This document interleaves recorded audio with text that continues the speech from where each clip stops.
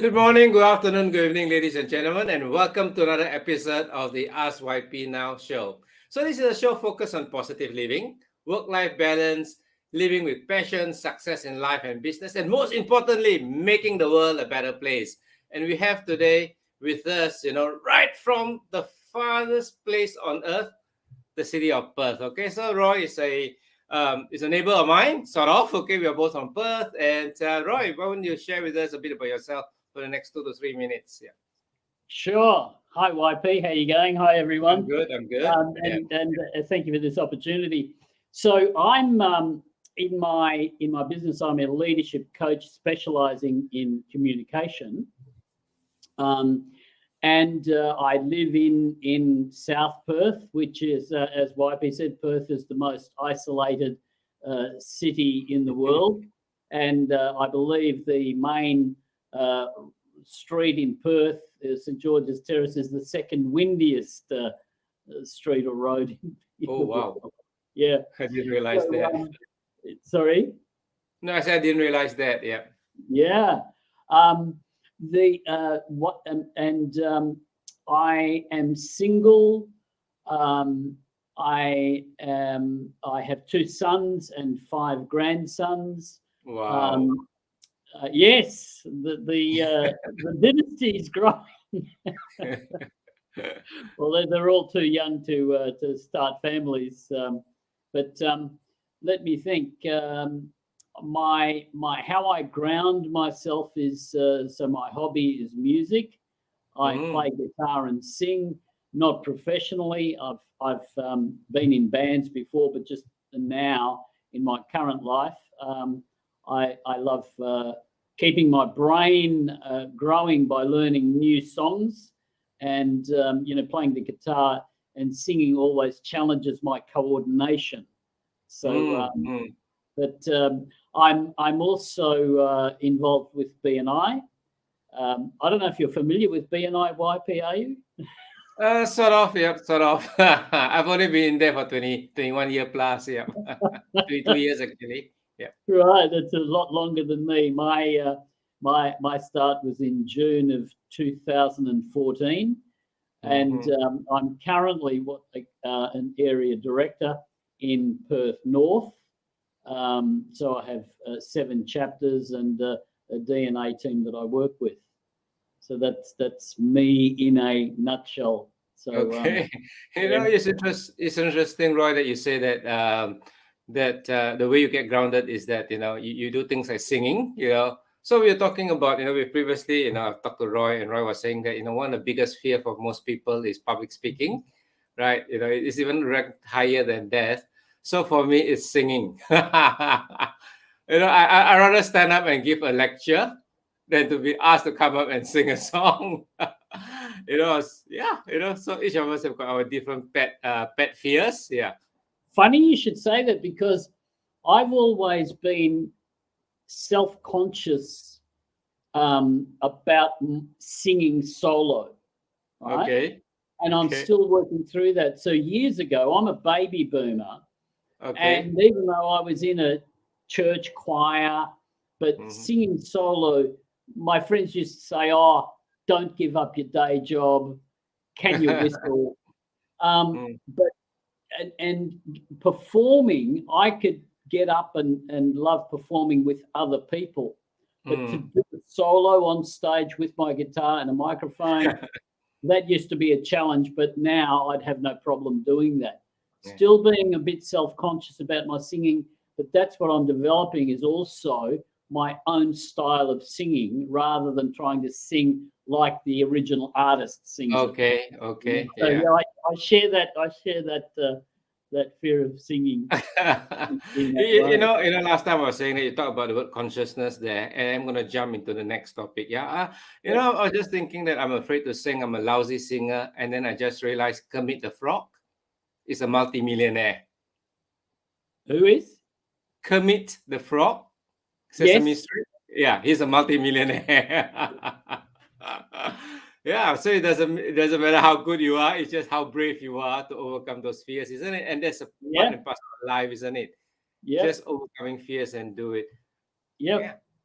So Roy, what got you interested? Because you said you're a leadership coach, focusing on communication and especially choice of words. So what got you interested in that particular niche or particular field about communication? Yeah. It was a development. My background for 30 years, up until 2002, 2003, was with insurance and financial planning.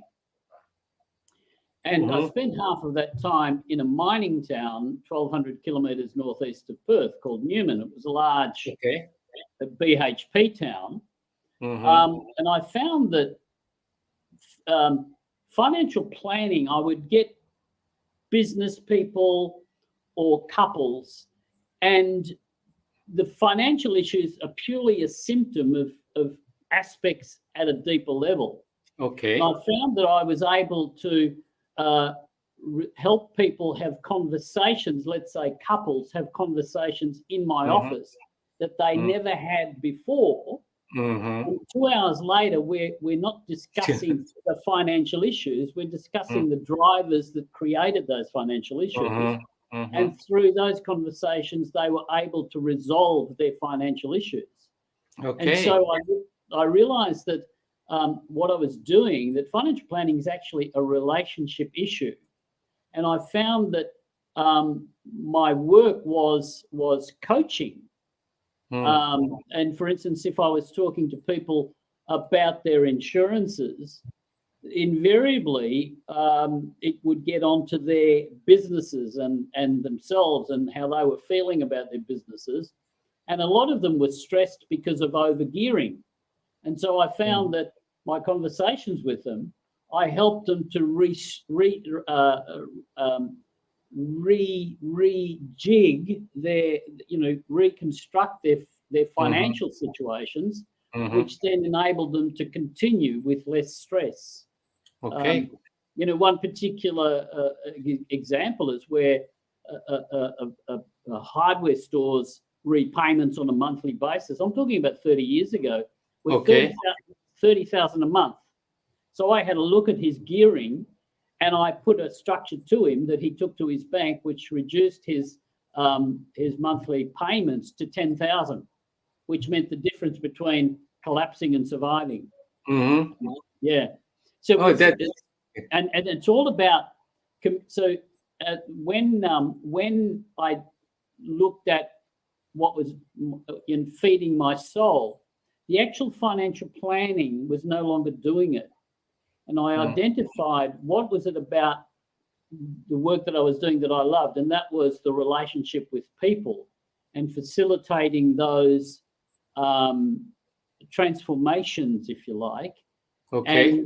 And then I was talking to my best friend who was doing personal development work, and then that resonated with me, and then I got in touch with his coach, who happened, was a corporate strategist and has a master's degree in organizational psychology, and that opened me up to the world of broad coaching with people at the energy and emotional levels.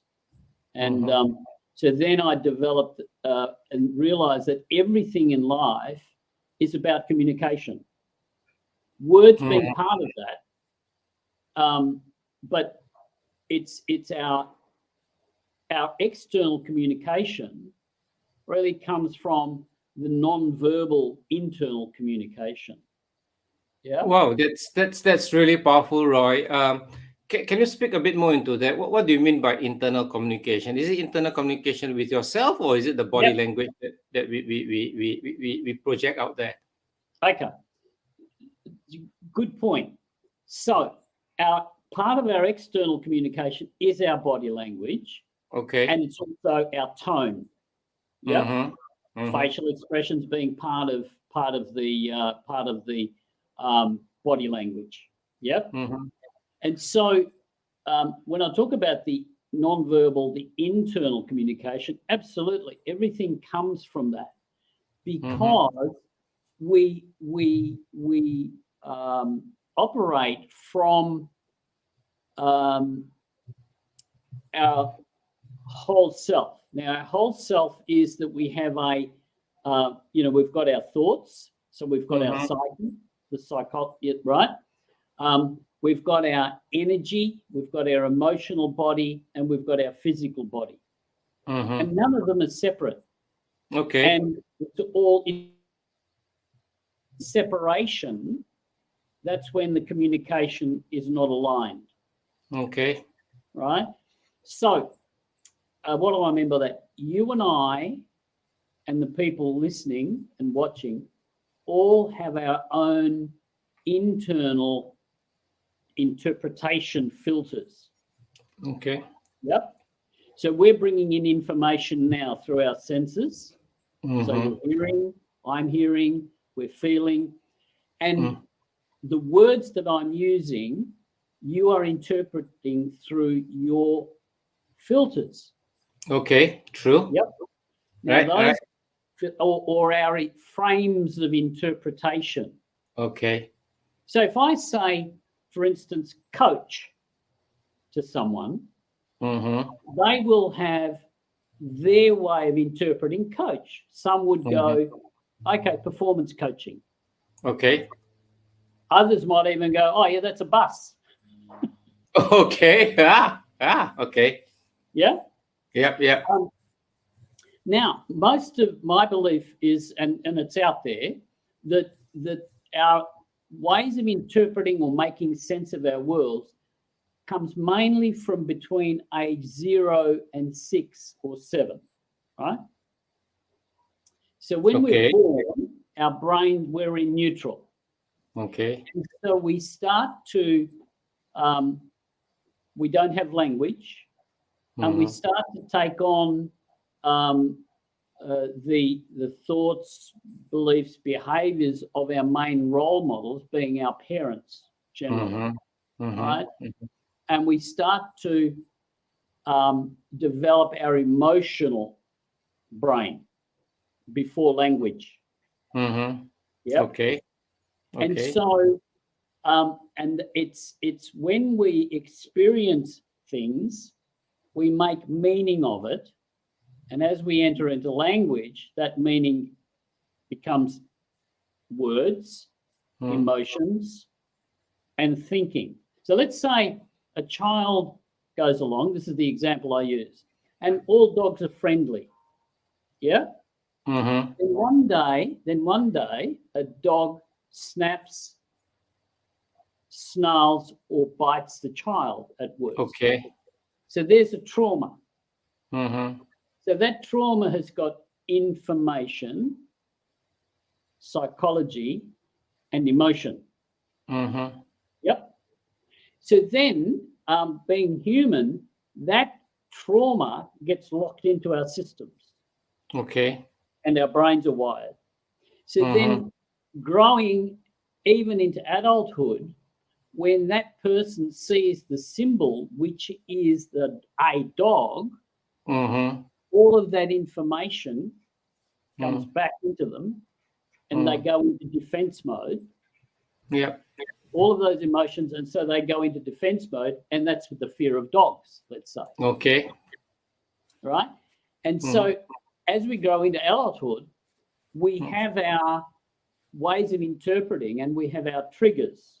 So I might say something, and then you interpret that, and it's a trigger, and it might trigger some anger. Okay. So on the desktop of our conscious minds, we've got our icons, a bit like the desktop of your computer, the RAM, right? Now, when you click on Microsoft Word, or as you did StreamYard, right? Up comes the program from the hard drive.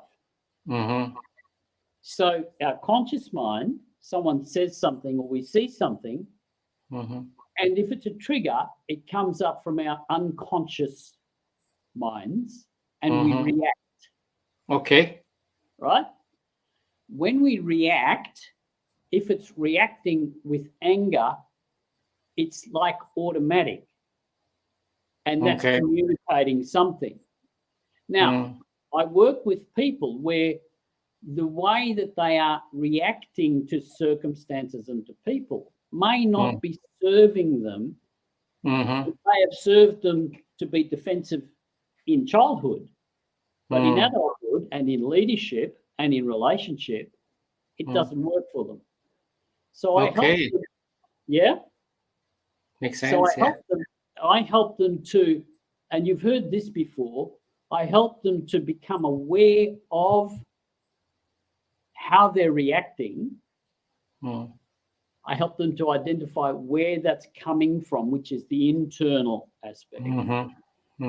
And that awareness then enables us to help them to interrupt that automatic reaction so that they're responding from their truth and their power rather than automatic. Okay. So Roy, sometimes when we've got conversation with people and then a certain reaction, we get a certain reaction. And the common saying, gee, where did that come from? Yeah. So that's when we inadvertently trigger something in them. Yeah, that could be, from years and years ago. Am I getting it right? Yep, absolutely. Yeah. So I guess, then there are two things, isn't it? Because you use the word awareness. So the two questions I'm going to ask you is, one, is there any particular framework that now that I'm aware that there are certain emotional triggers, is there a certain framework that I can use to make sure that I don't come across, to the other person I'm speaking to as, easily being triggered or with a certain bias? And then I guess the second question is that, how do I now, being aware of what you just shared, when I communicate with people, when I've triggered something, first thing is, I guess I want to trigger less emotions. So how would my choice of words, allow me to do that? Yeah. And then if somebody gets triggered, how do I react to that, being the one that caused the trigger? Yeah. So these are very deep questions, Roy. Take it away. All right. So the first thing is to be aware of your trigger. Okay. Yeah. Now, how do you become aware that you're triggered?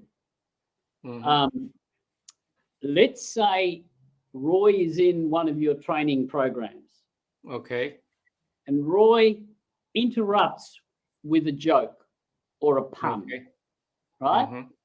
What does that do with you? Does that trigger anything with you? Well, sometimes I guess, when I do training, sometimes it depends, sometimes I get, that lightens the training. Sometimes it goes, oh, gee, I wish you didn't keep on interrupting me, so that the trigger is annoyance. Yeah. Yes. Or irritability. Yeah. Good. So it's your emotion of annoyance and the sensation that you feel in your body that allows you to know that there's a trigger. Okay. Yep. So then, having presence of mind, you go, okay, and you move on. But you might continue. Then you form an opinion of me because I've done that. And then in the next training, you might be on guard for this guy, Roy.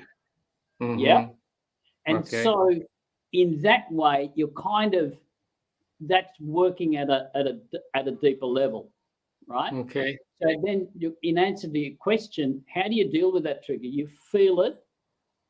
Yeah. You notice it.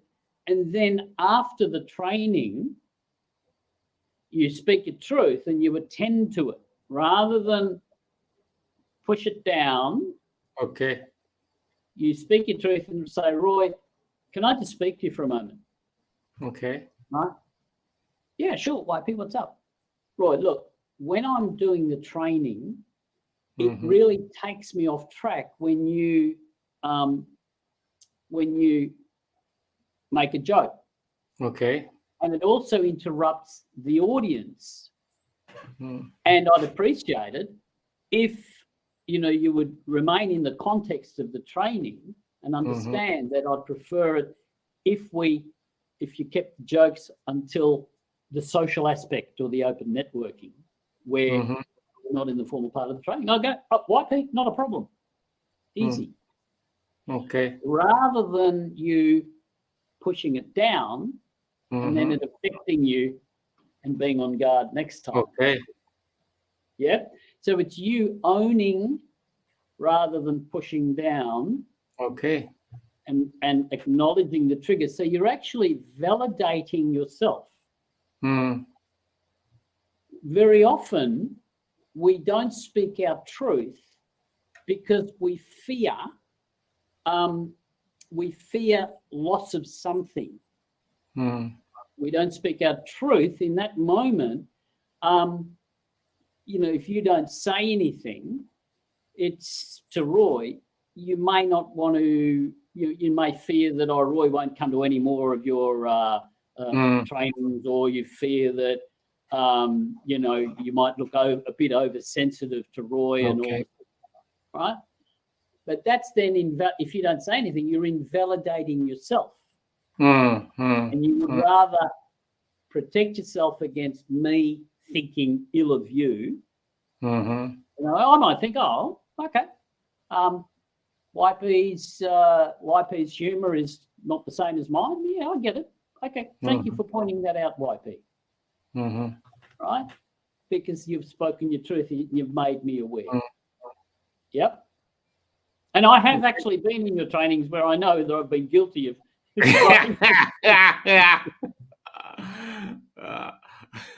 So you are now giving me a framework to deal with it, right? Sorry?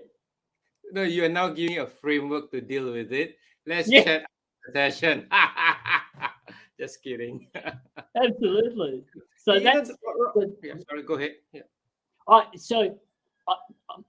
The reason I say that is because then when I love humour, but it's also, I have to be aware of context. I have to be aware of timing and when it's appropriate. And I've noticed that when I've interrupted with a pun, I've observed you, and from your the way that you conducted yourself, I've gone, okay, that's not appreciated by YP. So I'm actually coaching myself there and testing the water.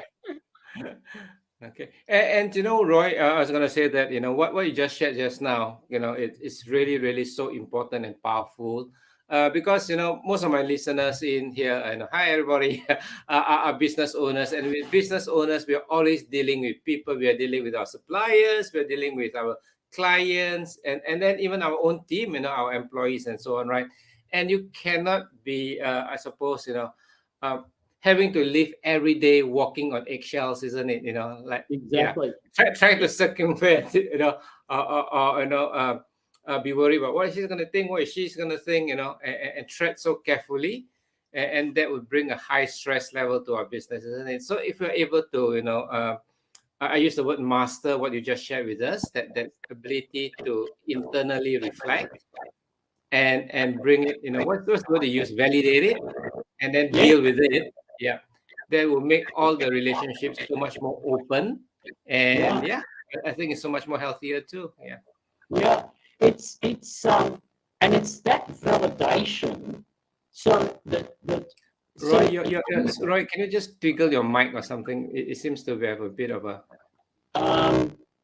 Where are we? Have I got a choice of mic? Suddenly you went with you got that electronic. It's like your speaker is still. How is it now? Still the same. Still the same. How can I What mic are you using, Roy? I'm using the mic on the Logitech webcam. Okay. Do I have a choice? Can I switch it over to on this app? Can I switch it? It says press Control D for the mic. If I do that, what will happen? It just mutes it. Settings. Okay. Audio, wait a minute. Audio. It just suddenly, went with a bit of a like an electronic voice, Okay. Do you hear that yourself when you speak? No. How is it now? Okay, no, it's perfect. Nice, perfect now. Okay, good. Okay. Good. I've switched Don't to touch the. anything. No, I've just switched to the laptop Okay. microphone. Yeah. Okay. Yeah. It's perfect now. Good. So it's important to understand that when we don't speak up, when we push down and we don't speak up, we're being inauthentic. Okay. And leadership starts with self-leadership. You mentioned earlier that the listeners are in business. And how many business owners, and you mentioned it yourself, that we don't speak up for fear of something. Ending, yeah. They might, situations that I've come across, YP, where business owners have an employees or team members who are really technically good, but their behavior is not good. But they won't speak to the person or people to express their truth about the effect of their behavior and drawing boundaries. They won't do that in fear that this very skilled person is going to resign. Yeah. And I say, so what effect is that person's behavior having on the rest of the team? And it's quite toxic. And what do you think the team is thinking of you as a leader when you're not dealing with that issue? Yeah. I've been in I'm sure all of us have been in situations like that, Oh, absolutely. Yeah. So I help business owners look at what is blocking them from speaking their truth and being the authentic leaders. Okay. Yeah. And Roy, you've been known, in the BNI circle as somebody who, uses words very carefully. So I'd like you to speak a bit into, apart from the joke side, share a bit more about, your choice of words and how our choice of words affect our communication. Can you spend a few minutes talking into that? Yeah. All right. So I talk about the way our brains interpret, and that's and the effect of the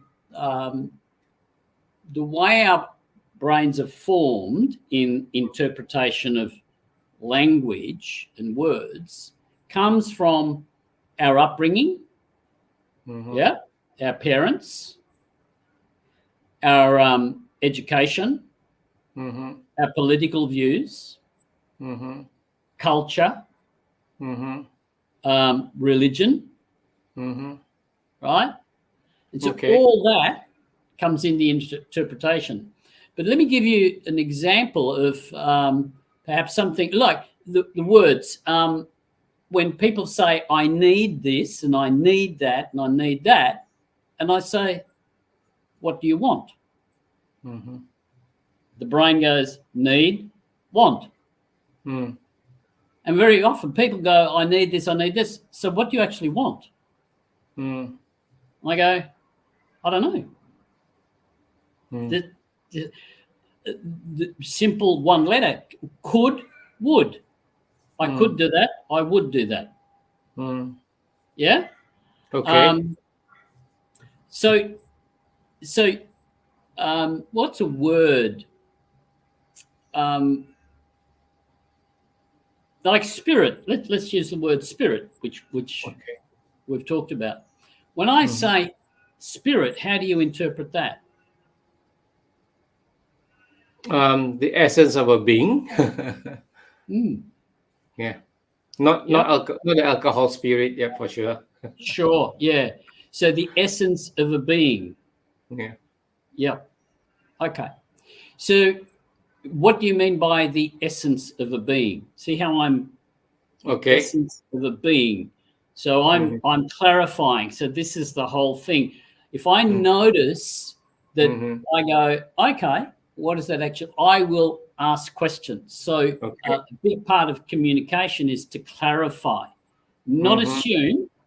Sometimes if I'm speaking and I notice a flicker or something, I'll just say, look, before I say any more, how do you interpret when I say spirit? How do you interpret spirit?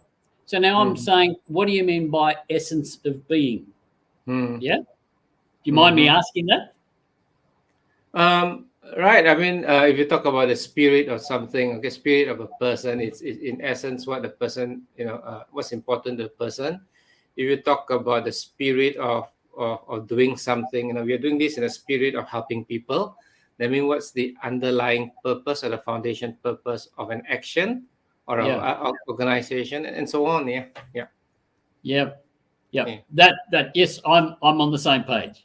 It's the essence. Another way is soul. Okay. It's that non-physical aspect. And without spirit, without that essence of being, what shows up? Yeah. And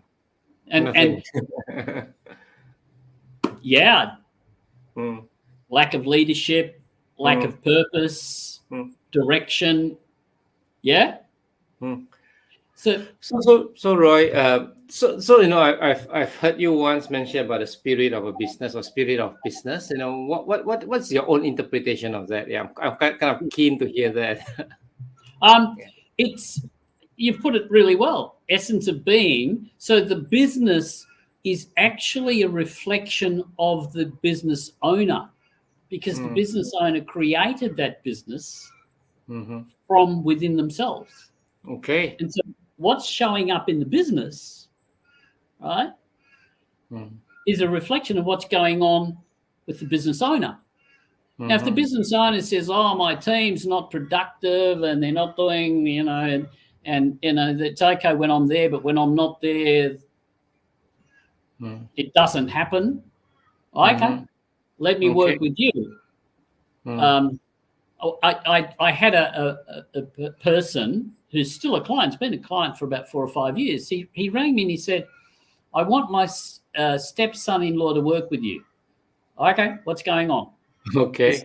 The stepson-in-law is a really good salesman, but he won't do what I ask him to do. For instance, when he makes a sale, and then a couple of days later, those people ring him, he won't return their call. And he said, "So I want him to work with you." And I said, "Well, has your stepson-in-law said that he recognizes he's got a problem and he wants to get coaching on it?" "No." "All right, how's it going to work? He's not doing what you ask him now. Now you're going to tell him to go and fix himself with Roy. How's that going to work?" And I said to him, "So I need to work with you." "Why is that?"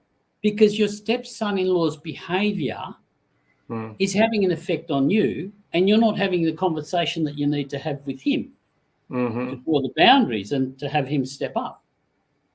He went, "Okay." So then I work. You see what I mean? So the essence of what I do is that the power of change lies in yourself. There's no power in expecting other people to change to make your world better. Right? Okay.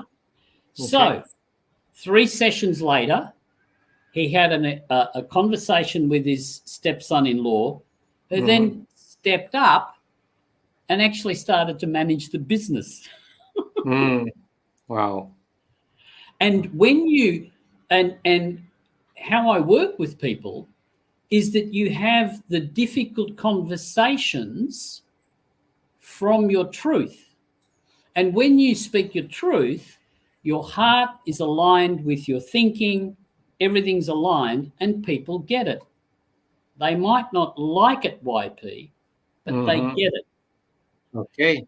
Rather than layering and layering and layering and layering, tolerating bad behavior and then exploding, and the fallout from there. So, Roy, I've taken the liberty of putting your LinkedIn profile up on the screen. So, for ladies and gentlemen, for those of you listening in, whether you're listening to this live or you're looking at the recording of this, if you want to find out more about this topic from Roy, or maybe get him to work with you, this is how you get hold of him, through his LinkedIn profile, right? Okay. So Roy, we're coming up. We're not coming up to the half an hour mark. We've exceeded the half an hour mark because this is such an interesting topic, right? Okay. Oh, So that's going fast. what would be your final words? Because this is meant to be a 30-minute plus show. What would be your final advice to the audience about supercharging themselves, and run prosperous business or thrive in their business in the current post-pandemic climate? Yeah. It is to check in with themselves. Okay. Go into the quiet space, and if I use the word recalibrate, Okay. because we've had many challenges and problems that we've had to deal with, and so our brains go into, people are disempowered, they're second guessing themselves, and it's looking at myself, for instance, and looking at myself recently because of my body told me that I need to review how I'm approaching my work with BNI. And I found that I was getting too involved in the micro management aspects of certain chapters. Okay. So going, okay, I chose to get that involved. It doesn't serve me, and I need to allow the chapters to resolve the issues themselves with my guidance rather than my direct input. Yeah, I can see that. Yeah. And I can see that as a way, for many of us listeners, coming in on how we deal with problems. We actually, as you say, we're teaching people how to fish rather than providing them the fish. Yes. In a way, yeah. Yeah, and so it's reviewing how I'm approaching circumstances, and as long as I'm speaking, I have my voice and I'm speaking my truth in the moment, YP. Okay. I might have to go, okay, let me work through this anger, because going on to an earlier question about triggers, we'll always have our triggers, right? But as we develop and work through them, we respond differently. We don't react, and that's more empowering. And we have the conversation in the moment, which then carries across into the business. So if you want to supercharge your business, right? And I don't do business coaching as such. I work with people in business on their leadership. And if you have strong leadership, speaking your truth with compassion and caring, that's how you'll supercharge your business. Okay. That's, yeah. Yep.